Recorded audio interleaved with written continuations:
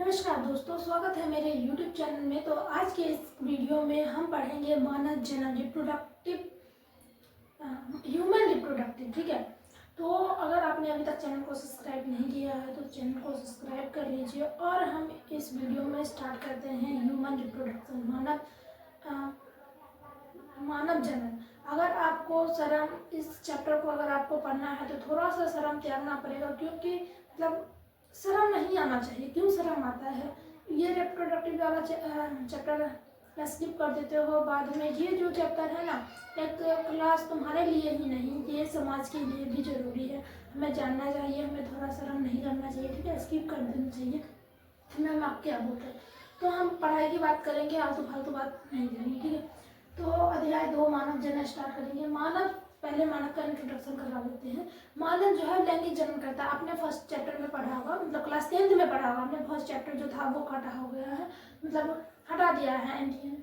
और लैंगिक जनन जो है वो पहला चैप्टर आ गया है। सॉरी, पुष्टि पादपों में लैंगिक जनन, ये पहला चैप्टर आ गया। और दूसरा चैप्टर है मानव जनन और तीसरा है जनन स्वास्थ्य। 3 चैप्टर जनन रिप्रोडक्टिव वाला पार्ट में आपको पढ़ना है। ठीक है, तो यहाँ मानव जो है वो लैंगिक जनन करता है। जनन किस रूप में करता है? लैंगिक रूप में। लैंगिक जनन क्या है पहले ये समझ लो। लैंगिक है क्या? तो जब नर और मादा मिलकर दो युग्मक, मतलब नर युग्मक मादा युग्मक मिलकर नए संतति का उत्पन्न करता है तो उसे लैंगिक जनन कहते हैं। ठीक है, समझ में आया? नर और मादा दोनों। तो इसमें पुरुष मतलब मानव जो है वो नर मादा दोनों युग्मक निर्माण करके उसके बाद संतति का उत्पन्न होता है। आप लोग जानते होंगे। ये सजीव प्रजक है। सजीव प्रजक का अर्थ होता है कि ये अंडा नहीं देते हैं। ये मानव अपने बच्चे को मानव के रूप में ही पैदा देते हैं। ठीक है, और ये जरायुज प्राणी है। अब हम यहाँ पे थोड़ा सा इंट्रोडक्शन देखेंगे। अब दूसरे पार्ट में मैं लेके, मतलब पार्ट दूसरा में, वीडियो दूसरा नहीं होगा, इसी वीडियो में हम लेके आएंगे। ठीक है, मतलब इसमें इतना ही जानेंगे, घसपिच नहीं, क्योंकि ये चैप्टर बहुत इंपॉर्टेंट है। यहाँ से हमारे बोर्ड एग्जाम में 7 से 8 मार्क नंबर बन जाते हैं। ठीक है, तो जनन तंत्र क्या है?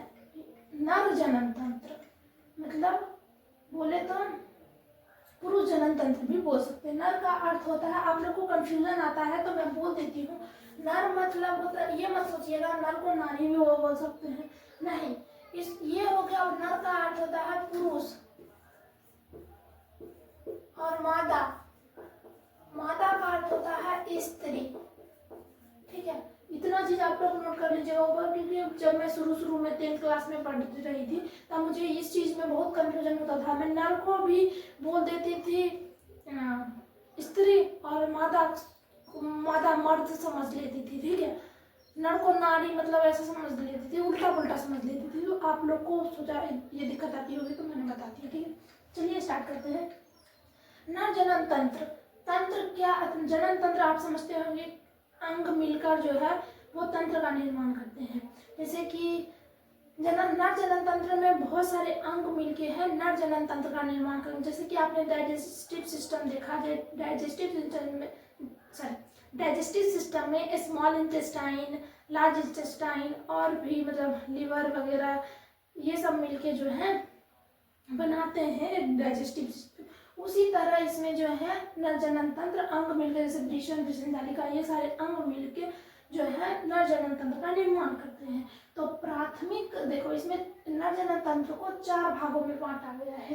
प्राथमिक अंग वृषण हो गया हमारा। ठीक है, वृषण। अभी मैं चित्र के माध्यम से ये चित्र लेके आई हूँ, ये मतलब इसमें अभी नाम लेबल करना बाकी है। ठीक है, तो ये इसको हटा के उसके बाद वृषण के बारे में पढ़ेंगे। ठीक है, पूरा नर जनन तंत्र यहाँ भी अभी भाग को बता रही हूँ। प्राथमिक अंग क्या हो गया? वृषण। सहायक अंग का प्राथमिक अंग मतलब प्राथमिक दी गई है वृषण को। वृषण में ही सारा काम होता है। सहायक मतलब ये सहायक प्रदान करता है, ये अंग सहायक प्रदान करता होगा जनन के कार्य में। ठीक है, ऐसा कुछ समझ लो जनन अंग में। ठीक है, सहायक नाम से याद करो, सहायक ग्रंथि। ये ग्रंथि होगी जो सहायक करेगी। ठीक है, सहायक ग्रंथि नाम। और ये बाह्य जननेंद्रिय नाम है, तो ये बाहर होगा। बाह्य मतलब बाहर की ओर होगा। ठीक है, तो बाह्य जननेंद्रिय याद कर लो। ये हो गया शीर्षक। सहायक अंग में हमारा क्या क्या आ जाएगा? विसंचालिका आ जाएगा, शुक्रवाहिनी आ जाएगी, अधिवृषण और शुक्रवाहक। इसको याद कैसे करेंगे? तो ये दोनों एक साथ कर लो, वृषण अधिवृषण, वृषण पूरा अधिवृषण आधा वृषण, ठीक है। शुक्रवाहिनी मतलब वाहिनी वाहक, वाहिनी वाहक, ठीक है, याद होगा शुक्रवाहिनी। अब शुक्र मतलब आप पढ़ेंगे अध्याय 4 में शुक्रवाहक को ही काट कर बांध दिया जाता है, जिसे बोलते हैं शुक्रवाहक उच्छेदन, ठीक है। इसमें होता है शल्य क्रिया विधि द्वारा जो है संतति उत्पन्न होने से रोक सकते हैं, ठीक है। आप अगले जन्म नियंत्रण में पढ़ेंगे, मतलब जनन स्वास्थ्य में पढ़ेंगे ये चैप्टर, मैं बता रही हूँ। आप सहायक ग्रंथियों में क्या आ जाएंगे, प्रोटेस्ट ग्रंथि, शुक्राशय और बल्बोयूरेथिल ग्रंथि, ये बहुत ज्यादा इंपॉर्टेंट है। प्रोटेस्ट ग्रंथि और बल्बोयूरेथिल ग्रंथि आप सहायक ग्रंथियों में याद कर लीजिएगा, प्रोटेस्ट ग्रंथि, शुक्राशय और बल्बोयूरेथिल ग्रंथि। बाह्य में हमारा एक शीशा नहीं आ जाएगा, ठीक है, तो इतना नोट कर लीजिए। अब हम एक नरजनन तंत्र का वृषण कितने लंबाई होती है, वृषण की लंबाई क्या होती है, चौड़ाई क्या होती है, हम अगले पेज में समझेंगे, ठीक है, घिसपिच नहीं करेंगे। ये नरजनन तंत्र का संरचना है, ये मूत्राशय हो गया, ठीक है, ये वाला, ये शुक्राशय हो गया, ये जो है ग्रंथि है बल्बो प्रोटेस्ट ग्रंथि, ये बड़ी वाली, और उसके अंदर जो है बल्बोयूरेथिल ग्रंथि, ये जो लिखा है कंदमूत्रपंथ ग्रंथि, यही है बल्बोयूरेथिल ग्रंथि, ठीक है। यहाँ पे दूसरा नाम दे दिया गया है, लेकिन बल्बोयूरेथिल ग्रंथि ही नाम याद रखिएगा। मूत्र मार्ग ये है, उसके बाद ये शीशन मुंड हो गया, ठीक है, ये वृषण की संरचना हो गई, ये दो है, एक जोड़ी में वृषण पाया जाता है, ये दो हमारा वृषण हो गया, ठीक है, उसके ऊपर अधिवृषण। आप यहाँ तक देख लीजिए, ठीक है, नीचे नहीं दिख रहा होगा, मैं जानती हूँ, मैं देख लूँगी, तो मैं बाद में जब नीचे पढ़ाने लगूंगी ना, कैमरा नीचे कर दूँगी, ठीक है। तो नरजनन तंत्र को पढ़ते हैं। नरजनन तंत्र में सबसे प्राथमिक अंग जो हमने पढ़ा था वो वृषण था हमारा, ठीक है, प्राथमिक अंग क्या था, वृषण। उसके बाद हमने सहायक अंग पढ़े, फिर सहायक ग्रंथि, फिर बाह्य जननेंद्रियां, ठीक है। तो हम अभी प्राथमिक अंग की यहाँ बात करेंगे, वृषण की बात करेंगे। वृषण हमेशा एक जोड़ी पाया जाता है, याद रखिएगा। ये उदर गुहा के बाहर होता है। ये उदर गुहा के बाहर क्यों होता है, क्योंकि शरीर का तापमान जब शुक्राणु के निर्माण के लिए ज्यादा होता है, इसीलिए जब उदर गुहा के बाहर इसलिए स्थित होता है क्योंकि वातावरण का टेम्परेचर जो है वो हमारे शरीर के टेम्परेचर से 2 डिग्री सेल्सियस कम होता है, 2 से 2.5 डिग्री, ठीक है, ऐसा आप लिख सकते हैं। इसकी लंबाई कितनी होती है, 4 सेंटीमीटर से 5 सेंटीमीटर वृषण की लंबाई होती है। वृषण पढ़ा रही हूँ, वृषण की लंबाई यहाँ पे, ठीक है, मैं लिख देती हूँ, नहीं तो आप लोग कंफ्यूज हो जाएंगे। वृषण की लंबाई, ठीक है, ये भी वृषण की चौड़ाई ही है। वृषण की चौड़ाई 2 से 3 ऐसे याद रख सकते हो। लंबाई ज्यादा होती है 4-5, ठीक है, और इसकी चौड़ाई जो होगी वो 2-3। वृषण सघन आवरण से ढका होता है, वृषण के ऊपर सघन आवरण से ढका होता है, कपड़ा पहनाया हुआ आता है, ऐसा सोच सकते हैं। प्रत्येक वृषण में 250 कक्ष होते हैं, इसकी संख्या याद रख सकते हो आप। सब चीज इंपॉर्टेंट है, ठीक है, सब चीज इंपॉर्टेंट है। 250 कक्ष होते हैं प्रत्येक वृषण में, जैसे कि ये वृषण है ना, तो प्रत्येक वृषण में कक्ष होते हैं, जैसे कक्ष 250 कक्ष होते हैं मान लो। और प्रत्येक वृषण जो ये कक्ष होते हैं ना, इसे बोलते हैं वृषण पालिका, ठीक है। और प्रत्येक वृषण पालिका से शुक्रजनक नलिका निकलती है 1 से 2, ठीक है। वृषण पालिका से के अंदर 1 से 3 शुक्रजनक नलिका निकलती है। तो ये शुक्रजनक नलिका एक भी हो सकती है, 2, 3, 2 ले लो, ठीक है, 1 ले लो, किसी में ऐसे करके ये आगे की ओर बढ़ते हैं, ये वृषण पालिका। ये लेकिन हमने जो डायग्राम बनाया आपको समझाने के लिए बनाया है, इसको मिटा देते हैं। कहाँ ध्यान, ये शुक्रजनक नलिका जो है शुक्राणु पैदा के लिए होती है, ये शुक्रजनक पैदा करती है नलिका से भर, ठीक है, तो सहायक होती है।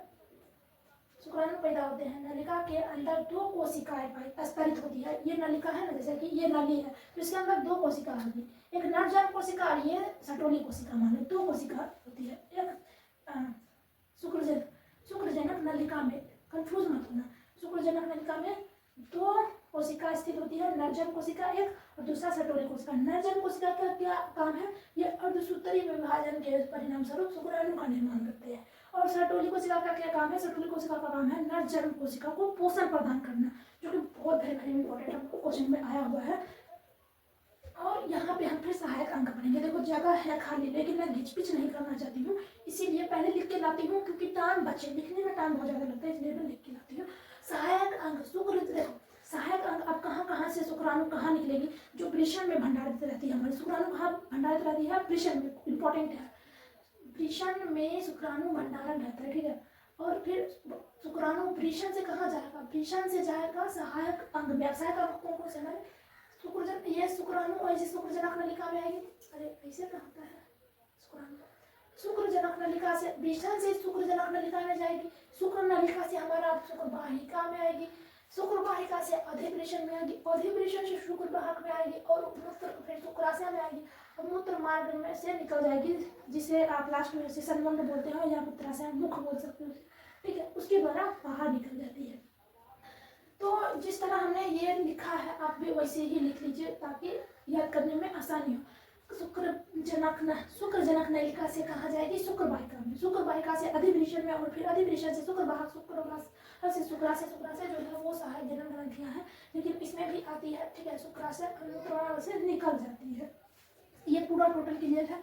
हमने देखो जैसे जैसे लिखा है वैसे वैसे आप लिखिएगा तो आपका भी ऐसी जगह छूट जाएगा और ऐसी जगह छूट जाएगा, तो आप अपनी तरीका से लिख लिए। सहायक ग्रंथियां, ठीक है, पुरुष सहायक ग्रंथियां, तो इसमें जो सहायक ग्रंथियां मैंने बताया था वहाँ पे 3 शुक्राशय, बल्बोयूरोथेल ग्रंथि और प्रोस्टेट ग्रंथि। प्रोस्टेट ग्रंथि को पुरस्थ ग्रंथि भी बोलते हैं, ठीक है। तो एक जोड़ा जो है शुक्राशय पाया जाता है, जोड़े में पाया जाता है, वहाँ पे मैंने नहीं बताया था, यहाँ एक जोड़ा में पाया जाता है, एक जोड़ा, और एक जोड़ा प्रोस्टेट ग्रंथि, एक जोड़ा बल्बोयूरोथेल ग्रंथि, ठीक है। तो मैंने यहाँ पे जैसा कि दिखाया था बल्बोयूरोथेल ग्रंथि को कंद मूत्रपथ ग्रंथि भी बोलते हैं, ठीक है।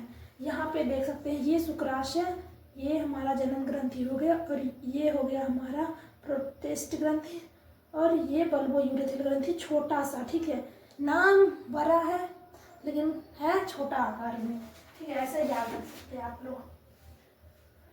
तो ये शुक्राशय का क्या काम है, वहाँ पे हमने देखा कैसे मतलब सहायक अंग में हमने देखा शुक्राणु कहाँ से कहाँ कैसे कैसे चल रहा है, ठीक है, वो देखा हमने। और यहाँ पे हम देखेंगे कि क्या काम है इसका, ये ग्रंथि है तो कुछ ना कुछ रिलीज करेगा, स्राव करेगा, ठीक है।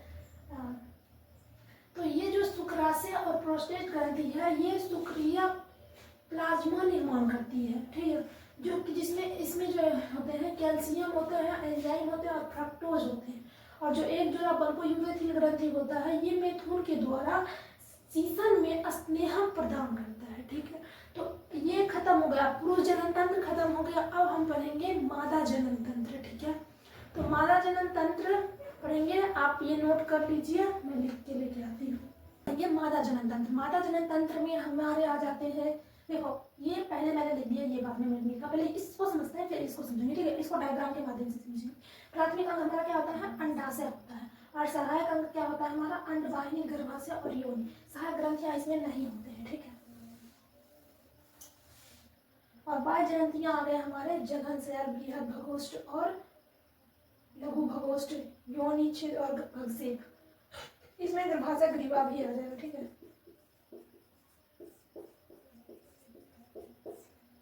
ये हमारे हो गए प्राथमिक अंग। देखो सहायक अंग, इसमें सहायक ग्रंथियां नहीं होती है, ठीक है। बाह्य जननेंद्रियां जो हो गए इतने हो गए और उसमें सिर्फ एक ही था, ठीक है, पुरुष में। और बाह्य जननेंद्रियां जघन, बृहद भगोष्ठ, लघु भगोष्ठ, योनि, छिद्र और भगसेक, ठीक है, ये आ गए। अब इसको समझो, इसमें एक जोड़ा अंडाशय होता है, इसको बोलते हैं अंडाशय। अंडाशय कितना है इसमें, 1 2, तो एक जोड़ा बोलेंगे तो इसलिए हमने एक जोड़ा लिखा। और एक जोड़ा अंडवाहिनी, ये कितना है, इसको बोलते हैं अंडवाहिनी। ये दोनों ये नली रूपी संरचना है ना, इसको बोलते हैं अंडवाहिनी बोलते हैं, ठीक है, अंडवाहिनी। देखो अंडवाहिनी इतना बड़ा है लेकिन इसके अलग अलग क्षेत्र के अलग अलग नाम होते हैं। ये तुम्बिका वाला भाग है, तुम्बिका, यही निषेचन होता है, ठीक है, तुम्बिका बोलते हैं, लिख लेना कॉपी में, तुम्बिका है, ठीक है। और इस वाले भाग को कहते हैं संकीर्ण पथ, संकीर्ण पथ, इस वाले भाग को 3 क्षेत्र में, इसको झिल्ली बोलते हैं, फिमरी भी बोल सकते हैं, फिमरी लिख भी दो, क्या लिखूं,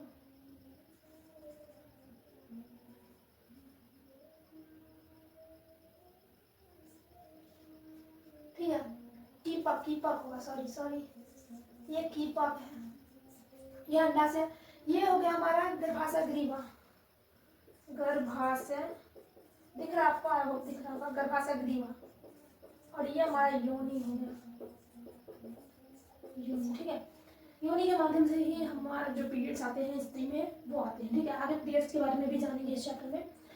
देखो ये स्नायु द्वारा जुड़ा रहता है, ये ऐसा नहीं कि खुला खुला हुआ मैंने कहा, स्नायु द्वारा, से स्नायु बोलते हैं, स्नायु, ठीक है, स्नायु, ठीक है।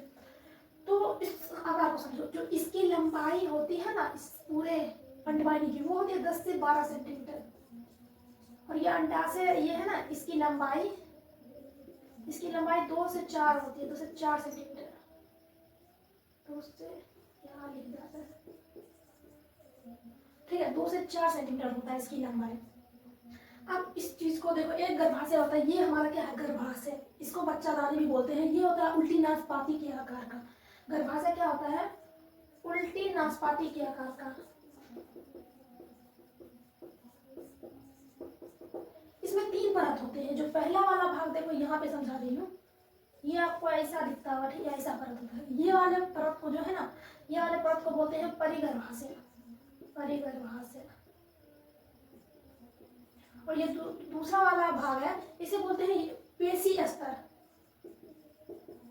पेशी स्तर जो है, जब प्रसव होती है महिला में, प्रसव, जब बच्चा जो है योनि के माध्यम से बाहर निकल रहा होता है, जब उसका मतलब 9 माह हो जाते हैं, तब प्रसव होता है, ठीक है। आगे चैप्टर में पढ़ेंगे। प्रसव जब होता है तब संकुचन इसी में होता है, गर्भाशय में जोर से। जितना ज्यादा संकुचन होगा उतना ज्यादा ऑक्सीटोसिन हार्मोन रिलीज होगा, जितना ज्यादा ऑक्सीटोसिन हार्मोन रिलीज होगा उतना ज्यादा संकुचन होगा, ठीक है। इसी पेशी स्तर में होता है, याद रखना इंपॉर्टेंट है, आ सकता है। और जब हम महिलाओं में दूसरा चक्र आता है, मतलब दूसरा चक्र मासिक धर्म आता है ना, मतलब पीरियड्स आते हैं, तो यही गर्भाशय का परत जो है ना, वो टूट रहा होता है और टूट के योनि के माध्यम से गिरता है। तो कौन सा स्तर गिरता है, अंतः स्तर, अंतः स्तर, ठीक है। यही जो है अंतः स्तर ही पीरियड्स के साथ टूटता है। और पेशी स्तर जो है संकुचन करता है, मतलब बच्चा को ऐसे संकुचन, जितना ज्यादा कॉन्ट्रैक्ट उतना ज्यादा मतलब रिलीज होगा ऑक्सीटोसिन हार्मोन, ठीक है। कॉन्ट्रैक्ट होता है ना ऐसे। समझ में आया, ये पूरा समझ में आ गया होगा, बहुत कुछ बचा तो नहीं, मतलब कुछ चीज। ये 10 सेंटीमीटर होता है और ये इतना ज़्यादा भाग होता है। देखो तुमिका क्षेत्र में निषेचन होता है, ये जो मैंने बता दिया, निषेचन। और जब बलिया का माना होगा तो इसी फैलोपियन ट्यूब को काट कर बांध दिया जाता है। सब कुछ मैंने बता दिया है। अब बाह्य जननेंद्रियां पढ़ेंगे, ठीक है। बाह्य जननेंद्रियां मतलब उसका डिटेल्स में नहीं बताऊंगी, ठीक है। ऐसा समझ लो, पुरुष में जो है बाह्य जननेंद्रिय में 2 छिद्र होते हैं, ठीक है, 2 छिद्र होते हैं। एक एनस मतलब इससे मल द्वार बोलते हैं, और एक मूत्र द्वार होता है। लेकिन महिलाओं में 3 छिद्र होते हैं। मैं बस तीनों छिद्र के बारे में बताऊंगी। सबसे पहला होता है ऐसे, ठीक है, ऐसे बनाते हैं। सबसे पहला जो छिद्र होता है इसे बोलते हैं मल द्वार, इससे मल निकलता है। और एक होता है यहाँ पे होते हैं, इसे बोलते हैं जो पीरियड्स आते हैं ना, नाम नहीं याद आ रहा है मुझे इसका। इसके अंदर हाइलम होती है, जिससे हाइलम देखो माना जाता है कि अगर कहीं हाइलम ना रहे तो उस स्त्री का ना मतलब हाइलम से कैरेक्टर बता दिया जाता है, ठीक है। तो और यहाँ पे होता है मूत्र द्वार। तो 3 छिद्र पाए जाते हैं। इससे प्रसव, इसमें ना मतलब जो मासिक धर्म होता है ना, ब्लड रिलीज होता है इसी से, और इसी से प्रसव होता है ना। मुझे याद नहीं आ रहा, उतना इंपॉर्टेंट भी नहीं है, इससे क्वेश्चन नहीं देखी हूँ मैं प्रीवियस ईयर्स में। मैं 2000 जब मैंने एग्जाम दिया था ना, तब तक मैं क्वेश्चन नहीं देख रही हूँ, तो नहीं आ सकता इससे कुछ, ठीक है। तो इस सबको मैं मिटा के उसके बाद अब पढ़ेंगे अंडजनन, उसके बाद शुक्रजनन, ठीक है। फिर ये दूसरा चक्र ऐसे पढ़ेंगे, प्रसव 3-4 टॉपिक है, फिर खत्म हो जाएंगे। चलिए आप कमरा बंद करके मिटा के लेके। अब यहाँ पे हम सहायक ग्रंथि पढ़ेंगे। सॉरी मैंने वहाँ पे नहीं बताया था, यहाँ पे सहायक ग्रंथि होता है, जो कि स्तन ग्रंथि होता है। मेरे दिमाग से वहाँ निकल गया था, इसके लिए हम माफी चाहते हैं। सहायक ग्रंथियाँ क्या होता है, सहायक अंग। सहायक अंग हमने जैसा कि वहाँ पे देखा था, ठीक है। ये होता है सहायक ग्रंथियाँ, यहाँ पे मिस्टेक हो गया, सॉरी। मतलब दिमाग शांत नहीं रह पाता, लोगों को बहुत ज़्यादा कट काट कर वीडियो बनाना पड़ता है। सबसे दिक्कत होती है हमें मिटाने में, यहाँ पे इतना सारा लिखो उसके बाद फिर मिटाओ फिर लिखो, तो उस चीज़ में मेरा दिमाग खराब हो जाता है, सॉरी। स्तन ग्रंथियाँ होती है, ठीक है। सहायक ग्रंथियों में स्तन ग्रंथियाँ आती है, जो कि एक जोड़ी होती है और बक्षगुहा में पाई जाती है। जैसे कि आप यहाँ पे कोई ले लीजिए, ठीक है, चंपा ले लीजिए, चंपा ले लीजिए, ये 3 भागों में बांटा होता है, ठीक है। ये उदर गुहा, श्रोणी गुहा, और ये हो गया बक्ष गुहा। तो बक्ष गुहा में जो है हमारा स्तन पाया जाता है, यहाँ से ये चीज पाई जाती है, ठीक है। समझा दिया आपको। अब यहाँ पे हम बनाएंगे जो स्तन ग्रंथियाँ होती है, वो वसा में उत्तक से बनी होती है। मैं बनाती हूँ, वसा में उत्तक से बना होता है, ठीक है। इसमें 15 से 20 स्तनपालियां होती है। स्तनपालियां कितना होता है? 15 से 20। मैं आपको इसमें 3-4 बना के दिखाती हूँ।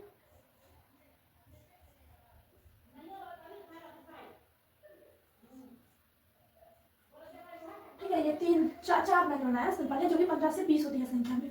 अब इसी में होता है स्तन कोशिकाएं, ठीक है। स्तन कोशिकाएं 3 होती है, 1 से 3 होती है, इसको बोलते हैं स्तन कोशिकाएं, जो कि कितनी होती है? 1 से 3% होती है, एक में 1 से 3। और फिर इसी से स्तन नलिका निकलती है। स्तन नलिका, ये स्तन नलिका तीनों मिल जाती है, इसे बोलते हैं स्तन नलिका। और यहाँ से दुग्ध जो है एक साथ होके, इसे बोलते हैं एरियोला। इस भाग को एरियोला बोलते हैं।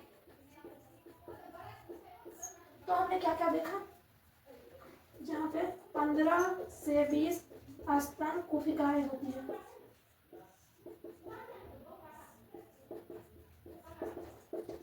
स्तन कोशिकाएं से, स्तन कोशिकाएं में,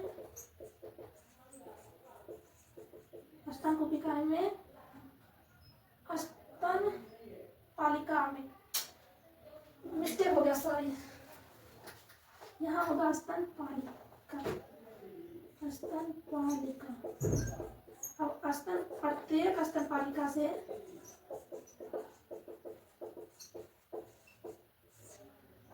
स्तन कोशिकाएं निकलती है।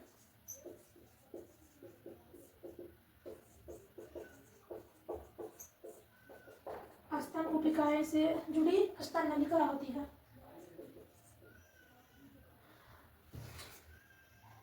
स्तन कोशिकाएं निकलती है। हाँ, सही है। प्रत्येक स्तन कोशिकाएं से स्तन नलिका निकलती है।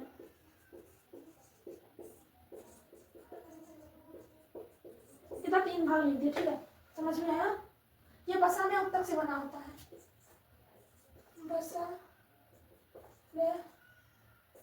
वसा में उत्तक से बना होता है।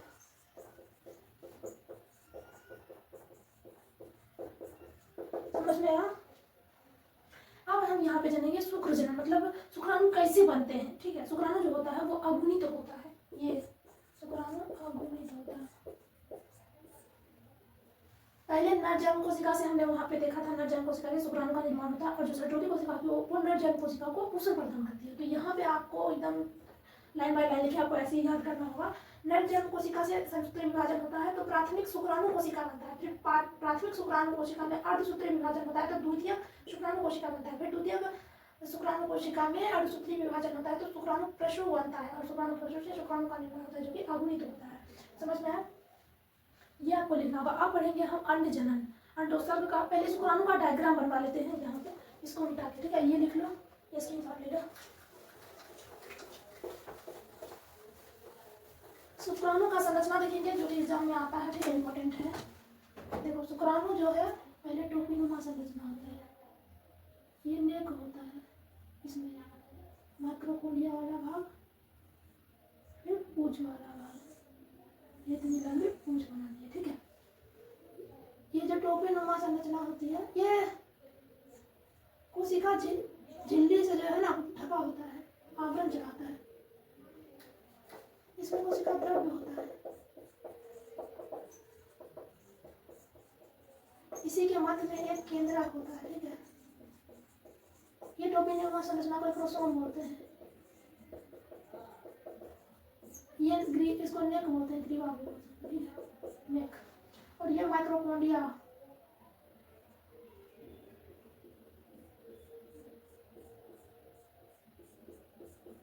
मध्य भाग को माइक्रोकोंडिया, ये पूछ, ठीक है। तो आई होप समझ में आया होगा। तो ये शुक्राणु का जो है संरचना है। इस टोपी, आपसे ये क्वेश्चन आएगा कि टोपीनुमा जो संरचना होता है उसको क्या बोलते हैं? एक्रोसोम बोलते हैं, एक्रोसोम। ये ग्रीवा, मध्य में माइक्रोकोंडिया, पूछ। नमस्कार दोस्तों, अगले इसका पार्ट 2 देख लीजिएगा, ठीक है। वीडियो ज़्यादा लॉन्ग हो जाएगा तो यूट्यूब पे अपलोड नहीं हो पाएगा, इसीलिए मैं यहीं स्किप करती हूँ इस वीडियो को। मिलते हैं नेक्स्ट वीडियो में।